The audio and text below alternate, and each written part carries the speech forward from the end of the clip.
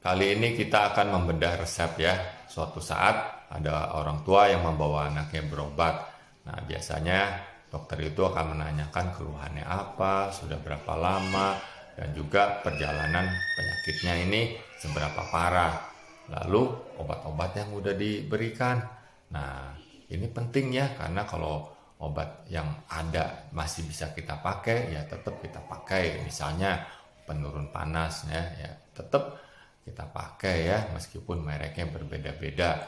Nah, lalu ternyata orang tua ini sudah berobat ya ke tenaga kesehatan di dekat rumahnya, dan dikeluarkan satu kwitansi yang di belakangnya ada nama-nama obat. Yang pertama itu obat panas lewat anus, yang kedua sirup antibiotik, dan yang ketiga ini puyer ya. Nah, setelah saya lihat puyernya itu, wah, oh ini banyak sekali, ada 8 ya. Nah, ini kita sebut polifarmasi.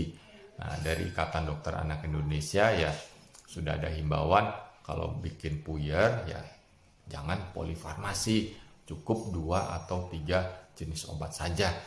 Nah, setelah saya lihat lagi, oh ternyata ada dosis obat yang tinggi ya. Obat penurun panas dosisnya berlebihan, antihistamin. Nah, ini juga berlebihan. Nah, efek antihistamin yang model ini anaknya jadi ngantuk banget. Dan juga ada steroid ya, 2 jenis lagi. Nah, ini steroid ini bisa rasanya pahit ya. Nah, mungkin aja anak kalau minum obat ini bisa muntah.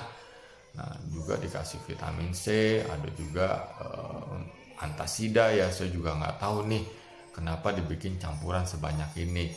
Nah, biasanya sih kalau ada yang berobat, saya lebih suka obatnya dalam bentuk sirup ya, karena stabilitasnya lebih bagus, rasanya lebih enak, dosisnya lebih presisi. Kalau puyer nggak mungkin kita puyer itu sama ya dalam setiap puyernya itu.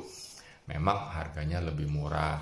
Nah, kadang juga kalau memang tidak ada sirupnya ya kita bikin puyer, tapi cukup 2 atau 3 jenis saja. Nah, biasanya saya juga jelaskan, oh obat yang ini fungsinya untuk apa, yang ini untuk apa, berapa lama diminum. Kalau sudah tidak ada keluhan ya di stop, ya, kecuali antibiotik dihabiskan. Nah, jadi dengan memberi penjelasan, nah, orang tua akan lebih mengerti. Nah, kalau orang tua tidak diberi penjelasan, sebaiknya tanyalah ke dokter obat apa yang diberikan, lalu manfaatnya apa anak saya perlu obat ini.